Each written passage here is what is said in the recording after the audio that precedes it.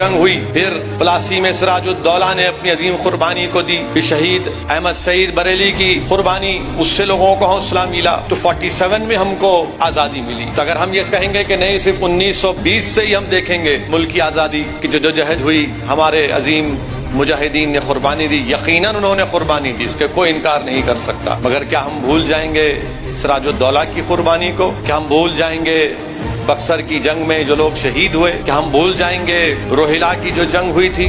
गिरफ्तार करके मौलवी अलाउद्दीन को काला पानी लेकर गए, तो पहला काला पानी अंडमान में जो शख्स गया वो हैदराबादी था। 30 साल मौलवी अलाउद्दीन रहमतुल्लाह अलैह काला पानी की सजा काटे, वहीं पर उनका इंतकाल हो गया। अंग्रेज कमांडर लॉर्ड रॉबर्ट्स लिखता है कि चांदनी चौक शहर खामोशा नजर आ रहा था, लाशें थी वहां पर ज्यादातर मुसलमानों की, तो गिद्ध इतने मुसलमानों की लाशों को खाकर उड़ नहीं सकते थे, कुत्ते खाकर चल नहीं सकते थे, इतनी मुसलमानों की लाशें वहां पर थी। ये तारीखी हकीकत है, इससे कोई इनकार नहीं कर सकता। ये थे अहमदुल्लाह। ये भारत से मोहब्बत नहीं थी तो क्या था कि शेखुल हिंद महमूदुल हसन को मक्का गए, शरीफुल मक्का ने धोखा दिया तो वहां से गिरफ्तार कर लिए, वहां से गिरफ्तार करके जिद्दा लाए, जिद्दा से कश्ती में बिठाकर एलेक्जेंड्रिया लेकर गए, एलेक्जेंड्रिया से कायरा, फिर कायरा से माल्टा लेकर गए शेखुल हिंद को। 3 साल शेखुल हिंद को माल्टा की जेल में रखा। जो मुसलमानों से नफरत करते उनको आईना दिखा रहा हूँ, जाके तारीख पढ़ो, हिस्ट्री पढ़ो, तुम्हारे दिलो दिमाग में 70 साल से मुसलमानों के ताल्लुक से नफरत भर दी गई है कि झांसी की रानी के साथ फौज का इंचार्ज खुदा बख्श, आर्टिलरी तोपखाने का इंचार्ज गुलाम गौस खान, और ये लोग 4 जून को शहीद हुए झांसी के किले को तहफ़्फ़ुज़ करते। कौन कौन इनके खिलाफ गद्दारी किया? अंग्रेजों के साथ कौन थे? ये ग्वालियर के सिंधियास थे जिन्होंने झांसी की रानी से लड़ाई लड़ने आए थे। अयोध्या को 6 दिसंबर को क्या हुआ सारी दुनिया जानती है, और फिर पिछले साल अगस्त में क्या हुआ दुनिया जानती है। मगर क्या वो लोग बोलेंगे इस बात को कि जब बहादुर शाह जफर की क़ियादत में अंग्रेजों के खिलाफ जिहाद का फतवा हुआ दिया गया और अंग्रेजों के खिलाफ जंग लड़ी गई, तो इसी अयोध्या में मौलाना अमीर अली और हनुमानगढ़ी के रामचरण दास ने मिलकर मुकाबला किया और इनको एक इमली के झाड़ पर कुबेर टीला जगह वहां पर इनको फांसी पर लटका दिया गया। ये भी तो हकीकत है, मगर इसके बारे में कोई नहीं बोलता, इसके बारे में कोई जिक्र नहीं करता। ये जलसा इसलिए मुनक्कद किया गया है कि हम हमारे बुजुर्गों की मेहनत और कुर्बानियों का जश्न मनाएं। ये जलसा इसलिए मुनक्कद किया गया है कि जो हमारे वतन अजीज़ में जाहिल लोग हैं, जिनके दिलो दिमाग में मुसलमानों के ताल्लुक़ से नफ़रत भरी है, हम उनको एक आईना दिखाना चाहते थे और ये बताना चाह रहे हैं कि इस मुल्क की आज़ादी की लड़ाई में मुसलमानों का क्या किरदार रहा। यकीनन 15 अगस्त 47 को वतन अजीज़ को आज़ादी मिली, मगर क्या सिर्फ 1910 और 20 की जिद्दोजहद से इस मुल्क को आज़ादी मिली? तो इसके लिए तारीख़ को देखना पड़ेगा। अभी आपने मौज़िज़ उलमा इकराम के बसीरत अफरोज़ खिताबात को सुना। 47 में मुल्क आज़ाद हुआ तो सन 57 में जंग आज़ादी हुई। 1857 से पहले 1757 में भी एक जंग हुई थी, प्लासी की जंग, सिराजुद्दौला की जंग। उससे पहले उसके बाद 1764 में जंग बक्सर हुई और फिर 1774 में रोहिला की जंग हुई। 1799 में टीपू सुल्तान की शहादत हुई। तो 1799, 1774, 1764, 1757, 1857, फिर 1947, क्योंकि जो कुर्बानी टीपू सुल्तान ने दी उससे लोगों को एक हौसला मिला। रोहिला की जंग हुई, उससे एक हौसला मिला। फिर बक्सर की जंग हुई, फिर प्लासी में सिराजुद्दौला ने अपनी अजीम कुर्बानी को दी। भी शहीद अहमद सईद बरेली की कुर्बानी, उससे लोगों को हौसला मिला, तो 47 में हमको आज़ादी मिली। तो अगर हम ये कहेंगे कि नहीं सिर्फ 1920 से ही हम देखेंगे मुल्क की आज़ादी की जो जदोजहद हुई, हमारे अजीम मुजाहिदीन ने कुर्बानी दी, यकीनन उन्होंने कुर्बानी दी, इसके कोई इनकार नहीं कर सकता। मगर क्या हम भूल जाएंगे सिराजुद्दौला की कुर्बानी को? क्या हम भूल जाएंगे बक्सर की जंग में जो लोग शहीद हुए? क्या हम भूल जाएंगे रोहिला की जो जंग हुई थी? मेरे अजीज़ दोस्तों और बुज़ुर्गों, इसीलिए हम तमाम को ये याद रखना ज़रूरी है। दूसरी बात यह है कि अभी हमने सुना कि अल्लामा फजल खैराबादी की कुर्बानी, हैदराबाद में मक्का मस्जिद के इमाम थे मौलवी अलाउद्दीन रहमतुल्लाह अलैह। चीमा खान को औरंगाबाद से पकड़कर अंग्रेज़ों ने लाया था, क्योंकि चीमा खान ने कहा कि मैं अंग्रेज़ों का साथ नहीं दूंगा। उसके खिलाफ मौलवी अलाउद्दीन रहमतुल्लाह अलैह मक्का मस्जिद में जिहाद के ऊपर खुतबा दिया, और वहाँ से जुलूस निकला तुर्रेबाज खां के साथ। जो मौजूदा वुमेंस कॉलेज है, रेजिडेंसी, अंग्रेज़ों की रेजिडेंसी थी, वहाँ पर एक बेहतरीन एहतजाज हुआ, गोलियाँ चलीं, मौलवी इस्माइल रहमतुल्लाह अलैह ज़ख्मी हुए। गिरफ्तार करके मौलवी अलाउद्दीन को काला पानी लेकर गए। तो पहला काला पानी अंडमान में जो शख्स गया वो हैदराबादी था। 30 साल मौलवी अलाउद्दीन रहमतुल्लाह अलैह काला पानी की सजा काटे, वहीं पर उनका इंतकाल हो गया। तुर्रेबाज खां को जब काला पानी लेकर जा रहे थे तो तुर्रेबाज खान भाग गए निकल के। तो तूपरान के पास तुर्रेबाज खां को अंग्रेजों ने पकड़कर, सालार जंग का बहुत बड़ा रोल रहा तुर्रेबाज खां की गिरफ्तारी में, और उनको गोली मारकर रेजिडेंसी के सामने कई दिन तक लाश को लटका दिया गया था। तो इसीलिए हैदराबाद में बोलते बड़ा तुरम खां बन रहा। हाँ, हम बड़े तुरम खान हैं। मेरे अजीज दोस्तों और बुजुर्गों, ये कुर्बानी को याद रखना जरूरी है। वहीं पर हमने सुना मौलाना फजल खैराबादी, तो हमको सैयद अहमदुल्लाह शाह मद्रासी की कुर्बानी को भी याद रखना पड़ेगा। ये मद्रास के थे, जुनूबी हिंदुस्तान के थे, मगर जब यहां से निकले तो शुमाली हिंद में उन्होंने तूफान मचा दिया। और ये लोग मुत्तकी परहेजगार लोग थे। किताबों में आया कि सैयद अहमदुल्लाह शाह रहमतुल्लाह अलैह जब अपने पीर व मुर्शिद हजरत महराब शाह कलंदरी कादरी से खिलाफत लिए, कादरी सिलसिले में, तो आपके पीर व मुर्शिद ने आपसे अहद लिया। हमारे जर्नलिस्ट के लिए कह रहा हूं, अहद के माने वचन लिया कि तुम मुल्क, अंग्रेजों को मुल्क से खाली कराओगे। तो उनके पीर ने उनको अपनी खिलाफत दी कादरी सिलसिले की, और कहा कि अहमदुल्लाह तुम मुझसे अहद करो, वचन दो कि तुम मुल्क को अंग्रेजों से आजाद करवाओगे। ये थे अहमदुल्लाह। और लखनऊ में जंग हुई, रोहेला में जंग हुई, हर जगह अहमदुल्लाह नजर आते थे।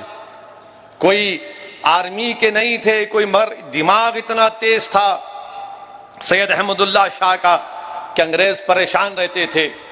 और उनको धोखा देकर एक जमींदार ने, क्योंकि सैयद अहमदुल्लाह रहमतुल्लाह अलैह पर 50,000 चांदी का इनाम रखा गया, तो एक जमींदार ने धोखा देकर उनको बुलाया, उनको गोलियों से उनके जिस्म को छन्नी किया, और उनके कटे हुए सर को कलेक्टर के पास जाकर कहा कि देखो ये अहमदुल्लाह का सर है, 50,000 चांदी उसको मिली। तो इसको कोई नहीं बुला सकता। और अगर ये मैं बोलेंगे हमारे लोग जो मुसलमानों की कुर्बानी से नावाकिफ हैं, दुश्मनी करते हैं, उनसे मैं कहूँगा कि इंडियन म्यूटिनी नामी एक किताब है। अंग्रेज मौर्ख मेल्सन ने 30 साल इस किताब पर काम करके कहा कि अहमदुल्लाह शाह की तरह लड़ने वाला हमने नहीं देखा था। और फिर ये जलसे के जरिए हम उन जाहिल लोगों को बताना चाहते हैं कि देखो, जब सन 57 की जंग आज़ादी शुरू तो हुई, उसके बाद अंग्रेज़ों ने कामयाबी हासिल की, तो मौर्ख लिखता है, उस मौर्ख का नाम है अंग्रेज कमांडर लॉर्ड रॉबर्ट्स, लिखता है कि चांदनी चौक शहर खामोशा नजर आ रहा था। लाशें थी वहां पर ज्यादातर मुसलमानों की, तो गिद्ध इतने मुसलमानों की लाशों को खाकर उड़ नहीं सकते थे, कुत्ते खाकर चल नहीं सकते थे, इतनी मुसलमानों की लाशें वहां पर थी। ये तारीखी हकीकत है, इससे कोई इनकार नहीं कर सकता। फिर मौलाना हसन फारूकी ने मौलाना काफी का जिक्र किया, तो मुझे यहां पर यह कहना पड़ेगा, मौलाना अहमद रजा खां कादरी बरकाती बरेलवी ने मौलाना काफी के बारे में कहा था कि काफी नात का सुल्तान है और अहमद इंशाअल्लाह वजीर आजम बनेगा। मेरे अजीज दोस्तों और बुजुर्गों, अहमद रजा खां कादरी बरकाती बरेलवी के ताल्लुक से तारीख में आया कि आप जब कोई लिफाफा बेचते, उस पर टिकट लगाते, तो पोस्ट टिकट लगाते, तो वो जॉर्ज हफ्तम का टिकट उल्टा लगाते और लोगों से कहते कि देखो मैंने बादशाह का सर नीचे कर दिया। फिर वहीं पर हमको आपने अभी मुफ्ती गयास साहब से और मौलाना मुसद्दिक से शेखुल हिंद महमूदुल हसन की कुर्बानी को सुना। आज जो लोग मुसलमानों के ताल्लुक से नफरत करते हैं भारत में, मैं उनसे पूछना चाहता हूं कि तुमको मालूम माल्टा कहां पर है? भारत से 4000 किलोमीटर दूर माल्टा में। ये भारत से मोहब्बत नहीं थी तो क्या था कि शेखुल हिंद महमूदुल हसन को मक्का गए, शरीफुल मक्का ने धोखा दिया तो वहां से गिरफ्तार कर लिए, वहां से गिरफ्तार करके जिद्दा लाए, जिद्दा से कश्ती में बिठाकर एलेक्जेंड्रिया लेकर गए, एलेक्जेंड्रिया से कायरा, फिर कायरा से माल्टा लेकर गए शेखुल हिंद को। 3 साल शेखुल हिंद को माल्टा की जेल में रखा। उनके साथ मौलाना हुसैन अहमद मदनी, फिर उनके साथ हकीम साहब थे। इन चारों को माल्टा की जेल में रखा गया। और जेल में कैसा रखा गया? शेखुल हिंद मौलाना महमूदुल हसन रहमतुल्लाह अलैह को जेल की कोठरी में नहीं, जेल के एक सहन में एक टेंट लगा दिया गया कि इसी में रहो। 3 दिन में 1 मर्तबा निकलने की इजाजत मिलती थी। आप सोचिए कि कोई टेंट में रह सकता है और 3 दिन में 1 मर्तबा टहलिए, फिर बाद में उसको थोड़ी नरमी पैदा हुई। 3 साल शेखुल हिंद महमूदुल हसन को माल्टा की जेल में रखा गया। मेरे अजीज दोस्तों और बुजुर्गों, आज भी भारत से माल्टा को डायरेक्ट फ्लाइट नहीं है, आज भी डायरेक्ट फ्लाइट नहीं है। 3 साल शेखुल हिंद महमूदुल हसन माल्टा की जेल में थे, भारत की मोहब्बत में थे, हुसैन अहमद मदनी रहमतुल्लाह अलैह के साथ। मेरे अजीज दोस्तों और बुजुर्गों, हमने सुना कि हाजी इमदादुल्लाह महाजिर मक्की रहमतुल्लाह अलैह जो बानी जामे निजामिया के पीरो मुर्शिद भी हैं और उस्ताद भी हैं, शामली और थाने में हाजी इमदादुल्लाह महाजिर मक्की रहमतुल्लाह अलैह उन उलमाओं के साथ, मौलाना रशीद अहमद गंगोही, मौलाना कासिम नानतवी के साथ सिर्फ 1 तोप, चंद बंदूकें, आपने शामली को बचाया, अंग्रेजों को हराया था। एक अंग्रेज मौरिख, बल्कि एक खातून अंग्रेज की किताब मैंने पढ़ी जिसमें लिखा कि एक मर्तबा जब जंग बाद में अंग्रेज बड़ी तैयारी से आए तो हाजी इमदादुल्लाह महाजिर मक्की रहमतुल्लाह अलैह पीछे हटे तो किसी एक अस्तबल में जाकर छुपना पड़ा। अल्लाह का इतना बड़ा करम हुआ उस अल्लाह के वली पर कि हाजी इमदादुल्लाह महाजिर मक्की उस अस्तबल में है, मगर वो अंग्रेज सिपाही उनको देख नहीं सके। अगर कोई और कह देता तो बोलते अरे बड़ा चढ़ाकर पेश कर दिए। एक अंग्रेज की किताब मैंने पढ़ी, नाम याद नहीं आ रहा। ये उन हमारे मुअज़्ज़िज़ उलमाए कराम जो अल्लाह के वली भी थे, ये इनके करामात भी थे। फिर हाजी इमदादुल्लाह महाजिर मक्की रहमतुल्लाह अलैह मक्का मदीना चले गए। ये हमारे बुजुर्गों की कुर्बानियां हैं, इसको कोई नजरअंदाज नहीं कर सकता। मेरे अजीज दोस्तों और बुजुर्गों, फिर क्या आप जानते कि झांसी की रानी का जिक्र होता है?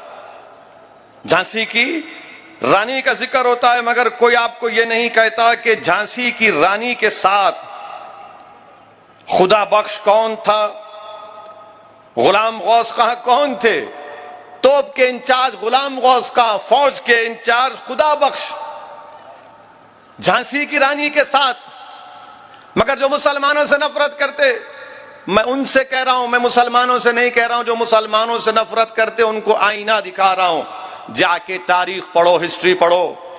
तुम्हारे दिलो दिमाग में 70 साल से मुसलमानों के ताल्लुक से नफरत भर दी गई है कि झांसी की रानी के साथ फौज का इंचार्ज खुदा बख्श, आर्टिलरी तोपखाने का इंचार्ज गुलाम गौस खान, और ये लोग 4 जून को शहीद हुए झांसी के किले को का तहफ़्फ़ुज़ करते। और कौन इनके खिलाफ गद्दारी किया? अंग्रेजों के साथ कौन थे? ये ग्वालियर के सिंधियास थे जिन्होंने झांसी की रानी से लड़ाई लड़ने आए थे। और झांसी की रानी के साथ जो एक हमेशा एक खातून महिला साथ रहती थी, वो क्या हिंदू थी? नहीं, वो मुसलमान थी। क्या नाम था उसका? मंजर नाम था उसका। कोटा की सराय में झांसी की रानी के साथ वो भी शहीद हो गई। ये बताना जरूरी है, ये बोलना जरूरी है, इन लोगों को आईना दिखाना जरूरी है, वरना तो ये सिर्फ नफरत फैला रहे हैं मुसलमानों के ताल्लुक से। मेरे अजीज दोस्तों और बुजुर्गों, फिर वहीं पर आप देखेंगे कि मौजूदा हरियाणा है, बहादुर शाह जफर ने खुद मुख्तारी का ऐलान किया अल्लामा फजल खैराबादी के फतवे के बाद। और अल्लामा फजल खैराबादी दिल्ली की जामा मस्जिद में खड़े होकर अंग्रेजों के खिलाफ जिहाद का फतवा दिए थे। और उस वक्त जुमे की हर नमाज के बाद यह ऐलान होता मुसलमानों से कि जिहाद करो अंग्रेजों के खिलाफ, जिहाद करो अंग्रेजों के खिलाफ। तो हरियाणा का हिस्सा जो अब मौजूदा हरियाणा, वहां पर बहादुर शाह जफर ने जिम्मेदारी दी 2 लोगों को, एक हुकुम जैन को और मुनीर बेग को। ये बेहतरीन मैथमेटिक्स पढ़ाने वाले थे, बेहतरीन जबान बोलते थे। हुकुम चंद और मुनीर बेग, इन दोनों को जिम्मेदारी दी गई। अंग्रेजों से मुकाबला किया, बाद में शिकस्त हुई। तो अंग्रेजों ने क्या किया था? हुकुम चंद को और मुनीर बेग को एक ही दरख्त के एक ही डाली पर इनको लटका कर फांसी दे दी। और क्या किया? इनकी लाशों से क्या किया? मुनीर बेग की लाश को जला दिया और हुकुम चंद जैन की लाश को दफना दिया। इनके मजहब में जलाना नहीं है, जला दो। इनके मजहब में दफनाना नहीं, दफना दो। इसका जिक्र नहीं करेंगे। जो लोग आज तिरंगे की बात करते हैं, इनकी जबान से ये नहीं निकलेगा। अयोध्या को 6 दिसंबर को क्या हुआ सारी दुनिया जानती है, और फिर पिछले साल अगस्त में क्या हुआ दुनिया जानती है। मगर क्या वो लोग बोलेंगे इस बात को कि जब बहादुर शाह जफर की क़ियादत में अंग्रेजों के खिलाफ जिहाद का फतवा हुआ दिया गया और अंग्रेजों के खिलाफ जंग लड़ी गई, तो इसी अयोध्या में हनुमानगढ़ी के रामचरण दास और मौलाना अमीर अली ने मिलकर अंग्रेजों से मुकाबला किया। मौलाना अमीर अली और हनुमानगढ़ी के रामचरण दास ने मिलकर मुकाबला किया और इनको एक इमली के झाड़ पर कुबेर टीला एक जगह, वहां पर इनको फांसी पर लटका दिया गया। यह भी तो हकीकत है, मगर इसके बारे में कोई नहीं बोलता, इसके बारे में कोई जिक्र नहीं करता।